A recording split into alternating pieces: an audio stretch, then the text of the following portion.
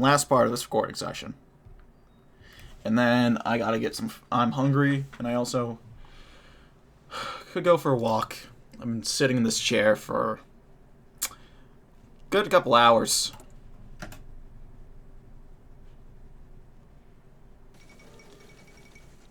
There he goes. Sverdlovsk unified West Siberia. They just needed a little help along the way. Real quick, I'm gonna look up the... Okay. Tianoma, there we are.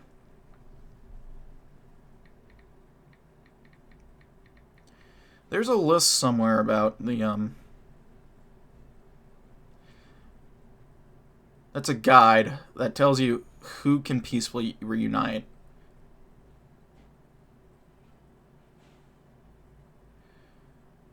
Shoot. I should have done this before I hit the record button. Because now you guys are... Okay, I'll look... Okay, we only do hearts and minds, so we'll go ahead and do that then. Hopefully I saved... I might have saved it. Hoping I saved it, please. Did I have the insight to do that? No, I've just saved a bunch of fucking memes. God damn it. We may have secured vast territories in Western Russia, but that does not mean we've secured the support of those living within it, especially following decades of intimidation from propaganda efforts by and indoctrination concerning ideologies of vastly different outlooks and goals. We must act to encourage trust and support of the Tsar and of his central government, lest unrest begin to spread. We will therefore begin our own propaganda campaign. Through posters, speeches, radio broadcasts, and direct outreach initiatives, we can reach the people. In doing so, though it will not occur quickly, we can begin to cultivate popular confidence in the state. There we go. I'll look up peaceful. I'll see what works there.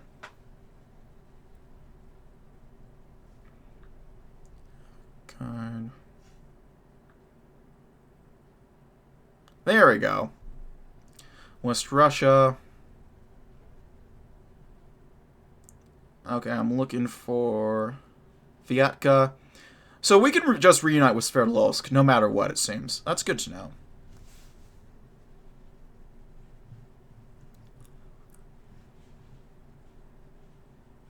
Okay, yeah. So we're good. So I'm not worried about either of these, really. The trials of the Revolutionary Front senior commanders were held under the strictest security in Vyatka. Present were all those who had not died, taken their own life, or fled in disgrace. To a man, they were brought before the judge and charged with crimes spanning decades, for some all the way back to the Russian Civil War. The evidence against them, from witnesses and otherwise, was damning, and was supported to great effect using documents carefully organized and reviewed by Vyatka from the archives in Samara. Several revolutionaries, long used bombastic speeches, spoke for hours at length about their own accomplishments, the Tsar's failings, lack of authority of the courts, and many other things besides, but the outcome was never in doubt. It could not be. As their sentences were read out, the revolutionaries looked on, stone-faced. They had sent thousands to their deaths after similar trials, and they knew what was coming. Death for most, lifetime imprisonments for some, long sentences for a few to lay allegations of forced harshness. They had spent their life in opposition to the concept of the imperial state, and now it was finally punishing them. All over Russia, both inside the Tsar's domain and without, anti-communists rejoice. Even if they did not personally support the Tsar, at least they were relieved that, at long last, justice had been served for many of the communist era's worst crimes. The era of the Tsar. There we go.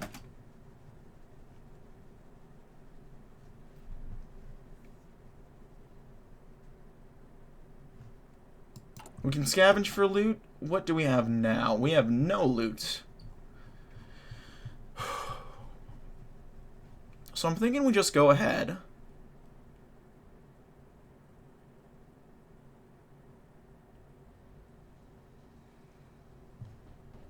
How's our construction at? We'll wait a little bit while so we can, you know, still build shit. What else do we got? Mobile infantry, industry, horizontal organization. Let's do that. We'll wait a little bit. I want to repair the rest of this.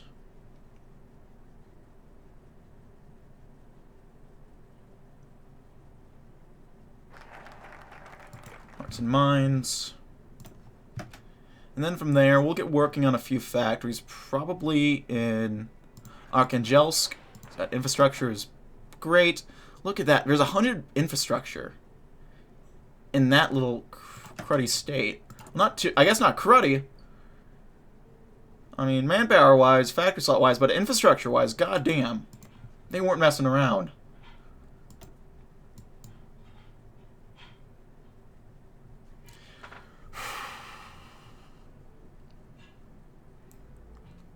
Let's get a recruitment campaign going.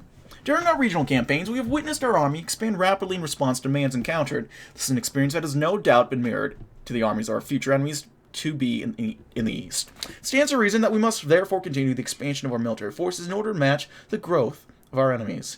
We can accomplish this using both the vast stockpiles of weapons captured and the enormous expansion of our state's nominal population. By starting an intensive recruitment campaign within our borders, we can acquire the manpower needed to raise the new formations, and so better prepare ourselves for the battles ahead. There we go.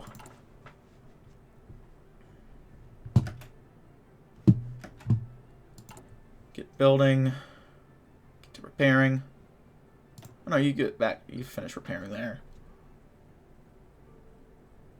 22nd.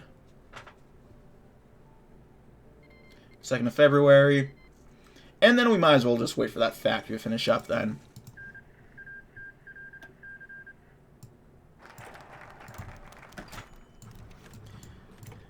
Alexander Igorovich Samarin sat in the living room after a long day of factory work. He leaned over and turned on his father's old beat-up radio and listened to the music coming through. After a while, the music cut out for ad break. Alexander was prepared to tune out before a rousing military speech began to play. Slightly startled, he paid special attention to what it had to say. Young men of Russia are heeding the call of duty to their Tsar and their country to bring salvation to all of Russia. From the most remote villages to the most bustling cities, young men and veterans alike have joined the Imperial Army. In these uncertain times of strife and war, we must remain vigilant. Nazis and communists assail our great empire, and you could be the driving force between victory and slavery. Those brave souls who enlist today will be given the chance to serve their fellow man in the grand armies of a Tsar. Build lasting friendships and a sense of brotherhood with their fellow soldiers. Protect your loved ones from the predations of fascists and communists alike.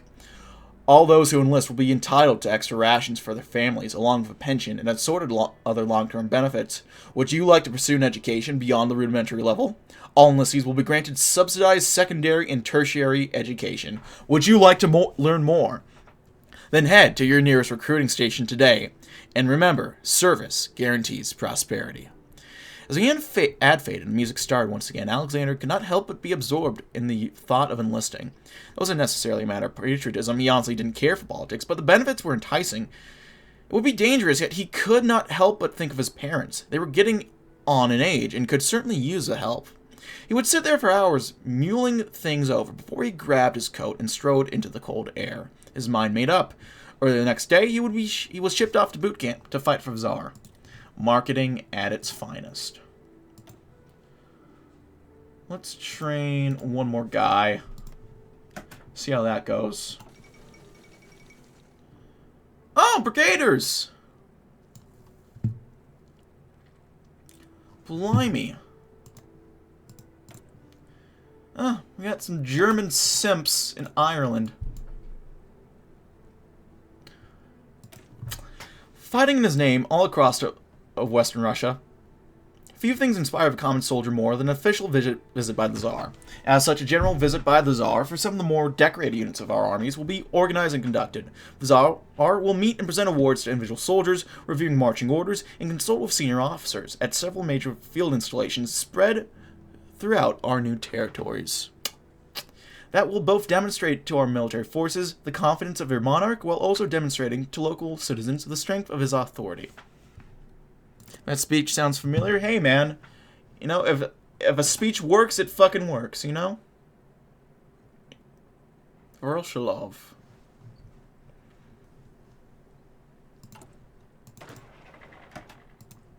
Can do what's an offensive line into that.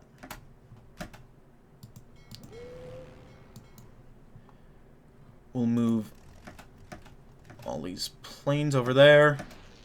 And we'll send them over Karelia. I'm hoping we're not going to need to use them. I'm hoping we can come to a reasonable agreement. Because, you know, we're reasonable people. Should I form a sovereignty right now? I'm slacking on a little bit. Let's re-examine our tactics first. Yeah, we're going to have to do it soon anyway, so we might as well. The first step of reunification, that of regional control, now concluded, we can begin the necessary process of reviewing our performance. The state to our east have taken steps towards consolidation as well, and we will no doubt find larger and more well-equipped enemies, so that we must engage over great distances in that direction. We must be as ready as we can be. To that end, we will make every battle we have thus thought, making note of forces involved, terrain support, unforeseen consequences, and more, and distribute this collected knowledge to our commanders. In this way, we will be far more prepared for a larger campaign to come. Alright. Let's do it. We stand triumphant in the ashes of Western Russia, all Bolsheviks and Germanophiles having been cast out. It's time we properly proclaim ourselves as one true government in abeyance of all the Russias, and that of Vladimir III is a true ruler. God save the Tsar. Now come at that few had expected, the old monarchy is once again a preeminent force in Russian politics. Forces loyal to Emperor Vladimir III have succeeded in unifying the scattered states of Western Russia. International reaction has been thoroughly mixed. While the approval from noble emigres has been nearly unanimous, others have denounced the emperor's government as a restoration of tyranny. The major powers meanwhile remain silent on the issue, waiting to see what happens next before making any diplomatic overtures. Despite its success, Vyatka's government still only controls roughly a third of Russia. It remains to be seen whether it will prove capable of governing even that. Whatever the final outcome, this event will surely have a major impact on Russia for years to come. The emperor has returned, but for how long? That is a question. Ooh, okay. Ooh, we get decisions here. That's very interesting. So I'll go ahead and save the game here. Tsunami Bolg! Exactly, Tsunami Bolg. Tsunami Pog. Let's request finish negotiations, because we're reasonable. You know? We are reasonable fellas and felladies here in the motherland. The 631st Battalion has been assigned to security operations along one of the state's crucial highways towards the Ural Mountains. Such a posting involved frequent clashes with bandits, scattered remnants of the Brotherhood, communist partisans, and more besides. Its men had worn many decorations and proved their loyalty to the Tsar many times over. It was thus the perfect unit for him to visit. Escorted by both bodyguards and senior officers, Vladimir arrived at the battalion's camp in the early afternoon, beginning with a tour. Oh, shit! Centurio Aurelius of Phoenix, thank you for the follow. I appreciate it. Remain calm, the region endures. Alexei lives. A holy Russian empire shall endure. There's much to be done. That's coming soon. Not this time, though. We're working on another Tsar. Based, though. Based. Escorted by... Where was I? Following that, he took the time to meet with the soldiers nominated for awards and taking over responsibility from the unit's commander, personally conveyed the awards to those so nominated, with pictures taken all the while. By the time he had left later that evening, many battalion soldiers seemed more confident, more focused, and more determined to complete their mission. The visit was considered a great success not only among the troops themselves, but in also how the public began to see the Tsar, as a man willing to leave his palace and meet those actually fighting for him, in stark contrast to many of the Romanovs of old. I honestly love the Under Prune's light. Hyperborea blessed. I've heard a lot of words to describe Hyperborea. I've just heard blessed right now. I haven't heard people call him blessed before. But hey, no. Can see it. What do we want? Let's get working on improved anti-air equipment.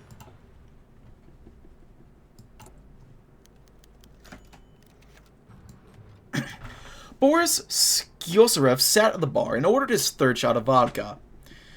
His week had been spent traveling through Onega before finally arriving in Helsinki to discuss about the Onega situation. After hours of boring negotiations, Boris was glad to relax and have a few shots. Boris went to stand up, and his arm flailed wildly, knocking over the man sitting next to him, and spilt its contents all over the floor. "Hey, watch it," said the man in Russian, a burly Finn, appearing to be an old vet from the Winter War. "You knocked over my drink, you stupid Karelian. You're gonna pay for that." Karelian. "I'm no Karelian!" Boris blurted, drunkenly staggering. "I am the Tsar's chief foreign minister on a diplomatic mission, and I don't have to pay for any Finn's drink." "Is that so, little Russian?" the Finn said, pulling up his sleeves. "Because back in the war, I killed 30 Russians when they tried to take our lands. It won't be hard to add one more to the list." 30, you say? Boris staggered over to the crowd that was beginning to form, waiting for what Boris would say next. "When the Russian army breaks through Onega, you'll see what Russia is truly capable of. You Finns are barbarians, and the enemy of the Russian people. You may kill 30 of our own, but for each Russian killed, 50 of your own will fall once we reach Helsinki." Some of the crowd gasped. More began to surround Boris as he continued ranting. "So, you Russians are planning on invading again, huh?" said the large Finn. "Perhaps if we made you an example, your lot would think twice before invading Finland again." "Maybe I'll just head back to the hotel. Yeah, Boris, you do that." Oh. Well, we're reasonable, like we said. Boris might not be. Okay, we can do regional development, which is pretty nice. What's our GDP? 52 billion? Excuse me? Okay. Invest some in our GDP. That's not a bad GDP at all. I'm happy with that. The Finns are somewhat receptive to talks. Our ambassador informs us that Helsinki has agreed to high-level diplomatic conference between our two nations. It's pleasing that the Finns have not done anything rash, and have agreed to at least give us some time to make demands. Some cynics in our government suspect Helsinki of merely stalling for time in order to begin a full mobilization. The fact remains that war can be avoided. Before anything else, however, Helsinki wants to know our terms. Your stream set to HoI. Oh, I thought this was... No, it is HoI 4. The graphics... Yeah, the graphics mod gets ya. The graphic mod gets some people, but it is, in fact, HoI 4. How you doing, MK2B? Same to you, Centro Aurelius. How are you guys doing? Onega must be returned to us, its population freed from her janissary duties for Finland. That much is essential. That does not mean, however, that the Russo-Finnish border should remain a dagger point at Finland's heart. We could simply demilitarize Onega and sign a non-aggression pact for the foreseeable future. You're doing fine, glad to hear.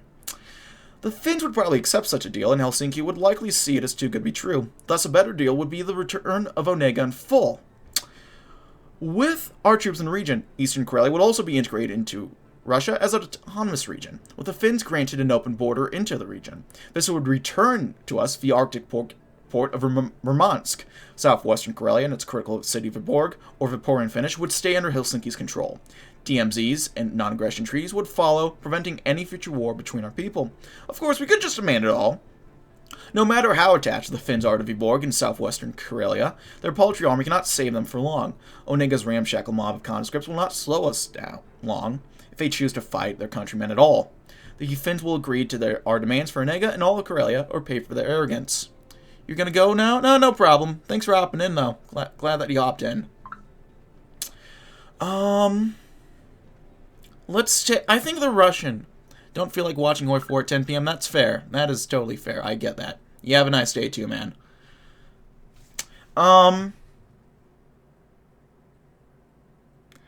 We'll ask for the Russian majority territories. I think that's fair.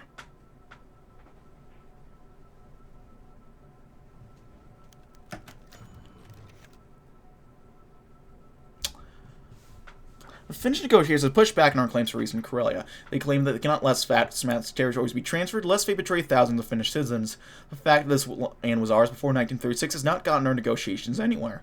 Helsinki's diplomats have been wryly commented that the 1936 borders must not be have been satisfactory to the Soviet Union, as it attempted to invade Finland to correct them. Despite several attempts to reassure the Finns that we will not repeat the mistakes of the current Soviet Union, the negotiators have stayed on their position. It might still be possible to scale back our demands in return of Onega, sweetened by officers of a demilitarized zone in a non-aggression treaty. On the other hand, our generals have remained on standby for a different type of negotiations. Perhaps it's time to make a more convincing argument for Eastern Karelia by force of arms. You know, we try to be reasonable with you guys. We really did.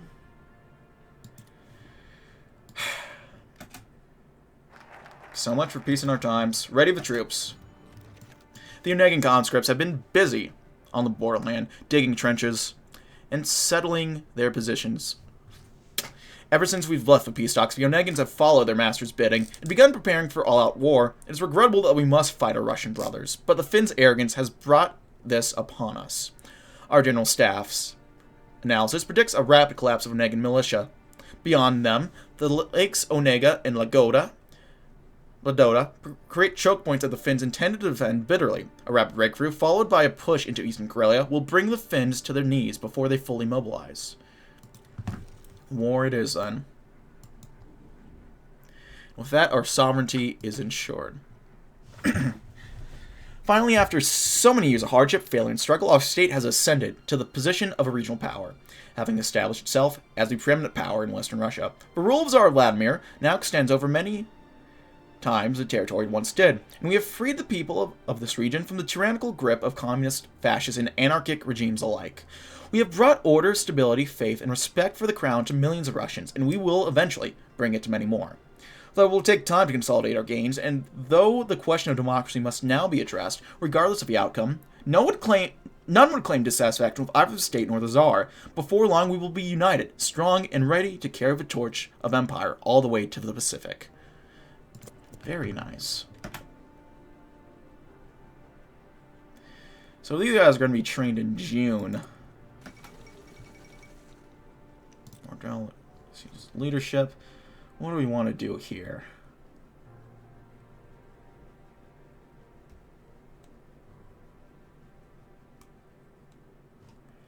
Our poverty rate's already going up reasonably well. Let's wait until we get the focus tree. The new focus tree. I want to see what we can do. Curious, can I just deploy all these guys now? I can. Caffeine flow.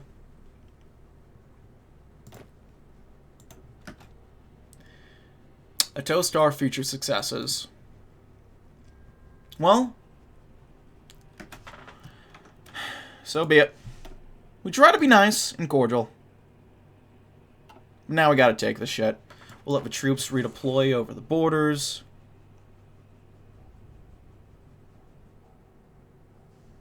Yeah, divisions are still preparing. Some aren't in position yet.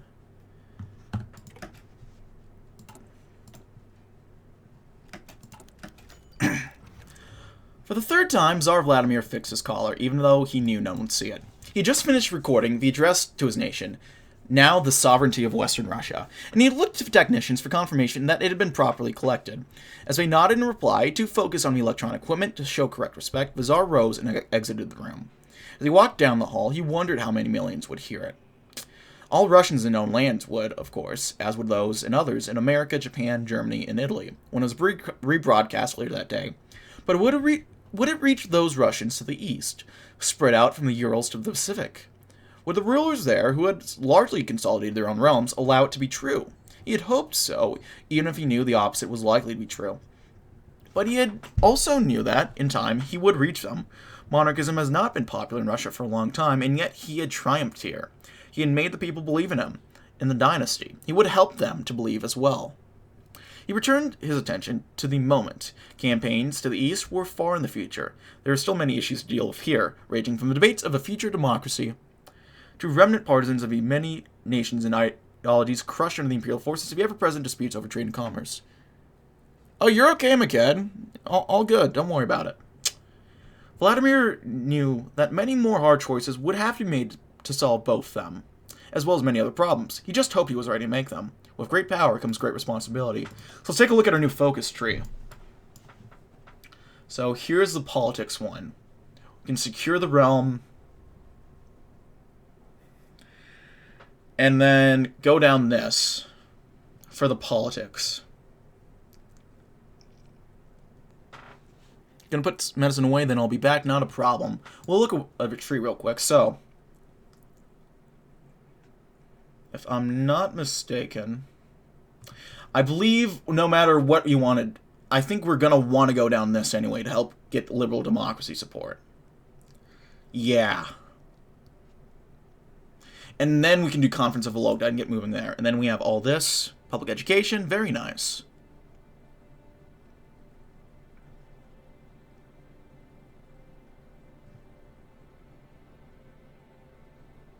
Lower interest rates. Medium taxation.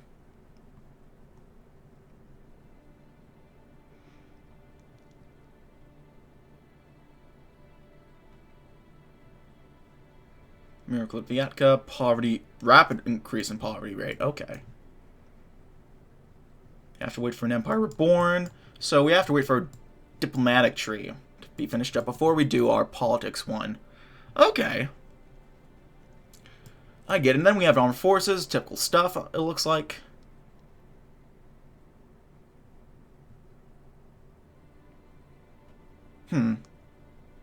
Combat schooling. Not bad.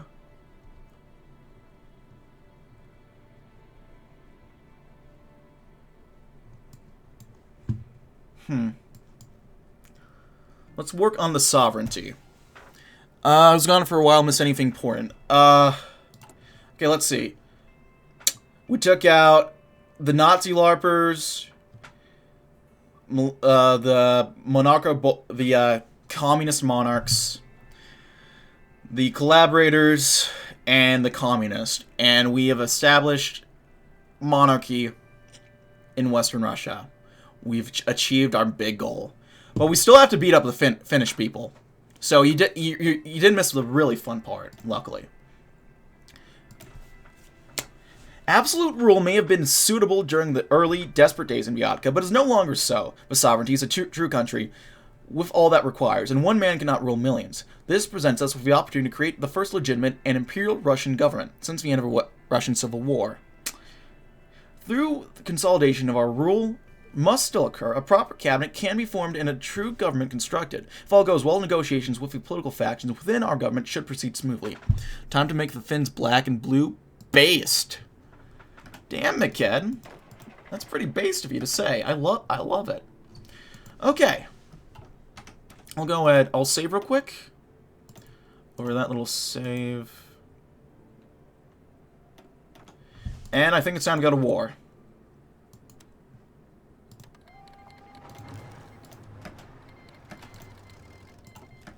Our initial pushes are going pretty well, except in the actual capital. Though they're quickly learning.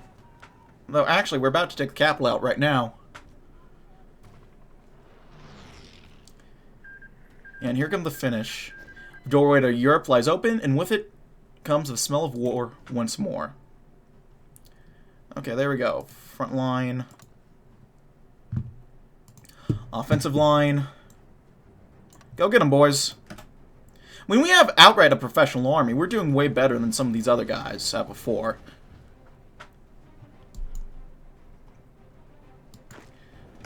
Oh wow, they haven't fortified this yet. That is huge. While the successful unification of Western Russia and efforts in integration have done much to unite the people under common banner, fierce rivalries between the many regions of our nation still remain. With the era of armed warlordism may have ended, our people are finding new ways to act on these rivalries. One such method seems to be hockey. The recent game between the Gorky Tankers and the Kazan Akbars has ended in chaos following a narrow 4-2 victory for the Bars in the first game of the season. The people of Gorky refused to take in the defeat lying down, kicking off a series of drunken demonstrations. The protests, which later led to rioting, involved an attempt to prevent the Akbars from returning to their hotel, the defacing of several locations across the city, and offensive slurs against Tatars, and many incidents of looting and vandalism. The damages following the event have totaled to a considerable sum, and many are concerned that it may have set a warning precedent for future games, especially as the hockey season begins in earnest. And that's better than them shooting each other. At least. Oh, come on. Reinforce, reinforce. Fuck. Okay. That's okay. That's okay. We're pushing them still. We're pushing them. With all of Western Russia secure, with the establishment of the provisional civilian government well underway, sense of normalcy has returned to the lives of those who lived under the Tsar. With civilian rule came additional advisory bodies for the Tsar, and one of them was meeting today. As its members arrived, they spoke quietly amongst themselves. The Tsar made it clear that he wanted to deal with the myriad of internal issues facing his sovereignty before any talk of further unification would be countenance in political jockeying had already begun. The Tsar arrived, and the meeting commenced. One member proposed to focus state efforts on infrastructure, while another wished to focus on internal security, and others wanted attention placed elsewhere. By the time the meeting finished, several hours later, some progress, less than was hoped, but more than was feared, had been made on several of those issues. Later during the evening, Vladimir thought on the events of earlier. There were differing opinions and arguments and debates of all kinds between, but all were decided to the sovereignty, to him, and to preparing the country for its ultimate goal of eastward unification, regardless of personal interest. He would accept that. A true state develops. Okay, we're going down this side first, because we gotta help the cadets as much as we can. So let's secure the realm first. To ensure this stability and the sovereignty, it's critical that we focus on addressing domestic issues, the first of which is the proper administration of our territory. There's simply too much to effectively control, and both bandits and remnants of past enemies abound with it. We must take political action. To this end, we will focus on the political, economic, and military strength for the security of our realm. By combining the efforts of the Imperial Army, the Okhrana, and the legions of administrators now entering our government, we will ensure stability in our realm against the partisans and dissidents that threaten it. There we go. How are we doing?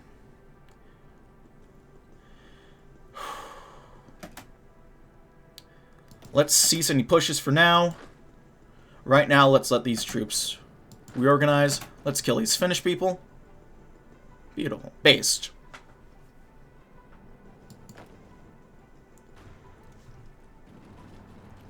Yeah, right now they're just kind of attacking into us. Lock arms. Trade increases. Yeah, get into position, boys.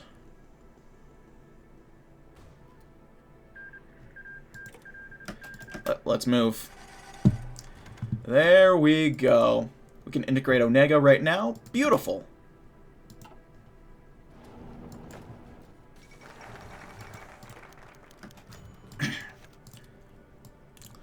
Sergei had seen it all.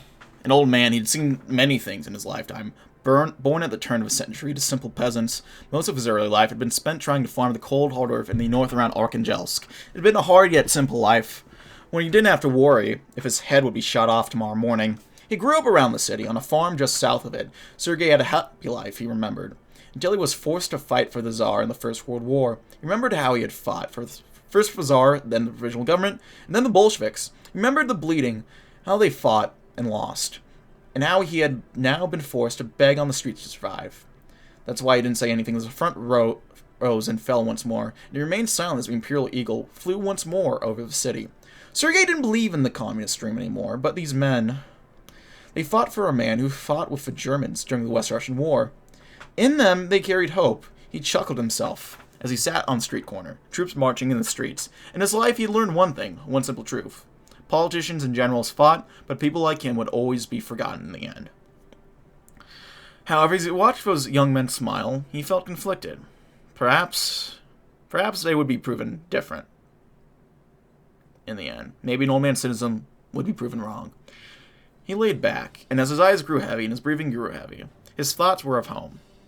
His thoughts were of his family, and as he did, the old man Sergei gave one last smile as he drifted into eternal sleep. An old ghost gets his deserved rest. There we go. Push those Finns back. We've made across the river here. That is huge. We're going to take this a little bit. Better industrial expertise. Oh, that is great. Okay, let's go ahead and rein in the Okhrana. Although the Okhrana, aptly left by Myslovsky has undoubtedly been effective in recent years. This has also caused us problems. In times of war and crises, these services are vital and overzealous mistakes can be overlooked. But in times of peace, this is no longer the case. The excesses via Krona can damage the public support of the government, and so it will be made clear to Myslovsky that he will no longer be permitted to operate without supervision. Efficiency will be hampered somewhat, but it is a small price to pay to ensure that the anger is not redirected towards the government or the Tsar. There we go. Get more doctrines going. It's going to take a long time to finish up anti-air, actually. Shoot. In the state of the Victoria Avryanovka, in the event of the season was playing out, a rare evening of peace in the anarchy had allowed the heiress to exhibit her exquisite collection of priceless artwork. She stood resplendent in a ruby dress at the center of a gallery. The artwork that surrounded her and the guests were of the finest of Russian artists, saved from the fires of the Nazis of Perm. Many of the works on display were from the great times of the old Tsars, work from the minds of such great painters as Ivan Shikshin and Valentin Sarov. Sarov? Masterpieces of Isaac Levitan and a scant few pieces of a great Vasily Kandinsky. The guests were enthralled by the works around them. Some of the oldest among them remembered the grand exhibitions of the old imperial court that this event tried to replicate. The air was heavy with nostalgia for the old days, when the Russian Empire stood tall and its people did not bend to foreign invaders. The mood was one of longing for the best of old times, and yet under it all was a current of hope. As the many nobles of the new empire passed by the art of their forebears, as the longing passed from their hearts, they were filled with a strange resolve. The Russia of their grandfathers had not died, though the enemies of Russia had tried their best to kill it. It was merely asleep in the hearts of its people. As Victoria mingled with a myriad nobility, she drifted to the centerpiece of the exhibition, the final piece that had been saved from Perm, as Wagner's cult burned away the masterpiece of Russia's past. By far the oldest piece on display, and guarded by a brother of the Order of St. George, the icon of Christ the Redeemer. In the eyes of everyone present, the one constant was a desire to redeem the empire, in the eyes of God and the people. As the event came to its end, Victoria found herself in front of the icon again, praying that the future was one that would make it all worth it. No. Oh, you want Onega? No, get the... You want to give us Onega? We already have Onega, okay? That is worthless to us. Take those little lakes. That is literally worthless to us, dude. Well, it's not worthless, but that peace deal is fucking worthless. I shit on the paper that you wrote that treaty on. That's how unseriously I take it. God, I'm not... This video's not going to be monetized, I can already tell. Man.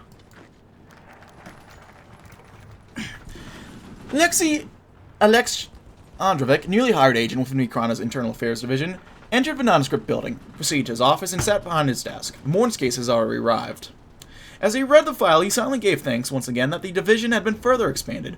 When he had begun, there were far too many cases for himself and the other investigators to pursue, and he that maleficence had subsequently often gone without punishment. While the caseload was still heavy, even now, it was manageable, and that meant he could pay proper attention to those cases assigned to him, such as the current one, describing shockingly negligent actions by one field agent that had cost the state millions of rubles and injured free citizens besides. Seeing the agent in question was a repeat offender, Alexei recommended him for immediate interrogation and began arrangements for likely dismissal. He looked at the stack of other cases beside him. It was going to be a long day. And another day, another case. Let's do the partisan problem. While we've defeated our enemies, we didn't kill every last one of their supporters. Unfortunately, this has resulted in a number of partisan holdouts that stretch out from Arkhangelsk in the north to Samar in the south. The patchwork of fortresses, bandits, and leftovers, disenfranchised soldiers, all believing in a myriad of ideologies and owing loyalty to the one man or the other. Communists, fascists, and even radical Democrats are present in these hideouts. Even if they weren't raiding our caravans, attacking villages who have professed their loyalty to us, or slaughtering soldiers when they get a chance, they would be presenting an issue. But right now, they're rampant. We have to deal with this problem as soon as possible to ensure that the Tsar's rule is secured.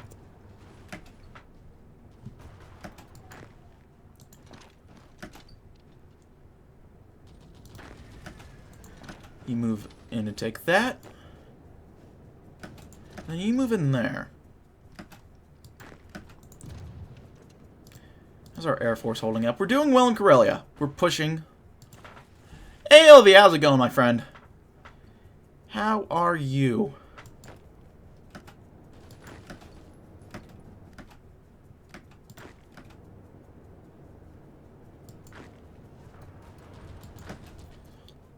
Okay, take Murmansk up there.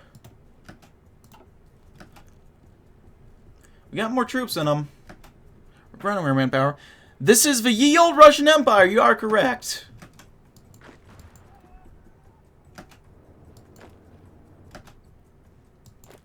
We're pushing in. Taking Murmansk. On a tip from informants, Andrei Bobrov led his men to the cottage outside of Perm, searching for subversive elements. Arranging themselves for entry, Andrei hefted his rifle and kicked in the door, striking a man who had been standing beside it, before rushing inside with his own men, following closely behind it. As he did so, he saw that he had clearly interrupted the meeting, and seeing one of his attendees begin to raise a rifle of their own, he held down his trigger. The fighting was brutal, and thanks to the effects of automatic weapons in close quarters, extremely brief. When it was over, Andrei counted 6 dead partisans, among them a boy no older than 15. He swore to himself, killing boys, themselves likely forced into participation, was not a part of the plan, but is what happened. Placing sentries outside the college, he and the others got to work, searching for documents, messages, radio frequencies, or anything else that could lead them to other groups. Word had come down from the top to focus on looking for such, and Andrei was not a man to disobey orders. This was just the beginning. Child murder. This really is the Russian Empire. Just not the end, I guess. The partisans are proving to be more difficult to defeat than was previously anticipated. There are too many of them, and they are too well connected in the vast force that dot the sovereignty. We must take more drastic action. Yet to simply use force would be counterproductive. Instead, let's offer amnesty to any willing to come forward. The hardliners will refuse, of course, but any wavering compatriots will not. And as more amnesties are granted, the bandits will become both less able to conduct major operations and more susceptible to defeat by local forces, leading to victory over the long term.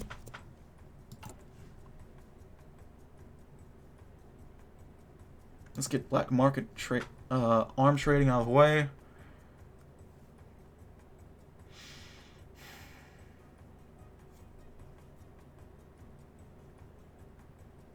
Let's import some heavy machinery and worker training. Let's do that. Uh-oh. That's a little not good. Conditional surrender. Oh, now you want that peace deal, huh?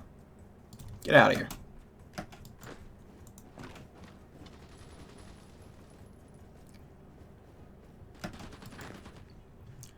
Get out of my face. That's not good enough now. Oh, you stay there. You don't do that. Yunnan playthrough? Cadets and Yunnan. Ooh, man. I already have a backlog of stuff I'm gonna do. Like, I'm gonna have to record Comey, Tabaritsky off screen. Because we got 1K subs, and that's what I promised. Fuck, I don't have Yunnan in the pipe. Okay, march into Helsinki. March on through.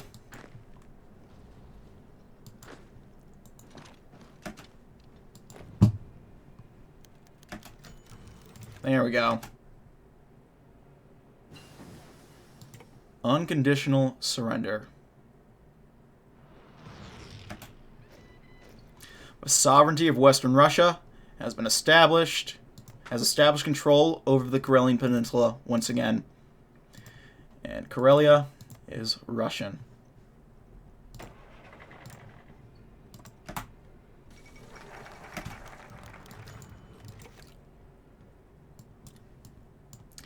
Deep in the forest around Archangelsk, Captain Pavel Kirillovich Shapovalov sat hunched over around the fire with his men. Pavel had served on the front since the West Russian War, and when the Tsarist had taken his hometown of Archangelsk, he had vowed to fight them to the end, even after the Marshal was forced to surrender. It had been easy at first. Tsar's forces were overstretched and unable to cope with the guerrilla warfare that he and his other remnants of the Red Army were waging. More recently, Imperial forces had been reinforced and bolstered with new weapons and veteran troops. As a result, raids on Imperial supply lines had gotten more and more difficult. His men were starving, and their weapons were running dangerously low on ammo. So, when one of his men handed him a letter from the Tsar himself, he didn't immediately throw it in the fire. Pavel broke the seal on the letter and began to read.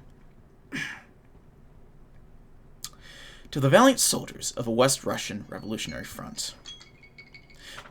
Even as we are at odds, I cannot help but feel a sense of true admiration for your valor and tenacity.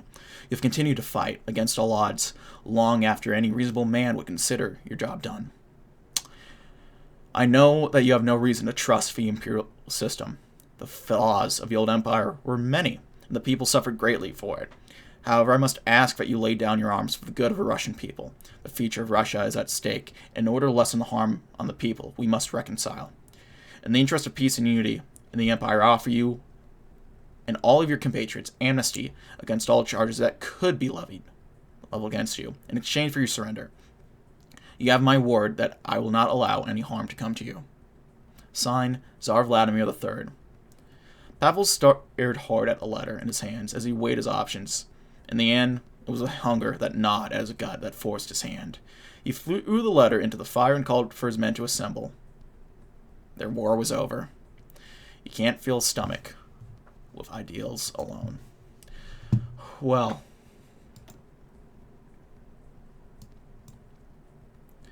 we've done a lot in this session. We took Vyatka from these 3 states to all of these states. We beat back the Finns. And we're ready for whatever comes our way next. So I'm going to end this video.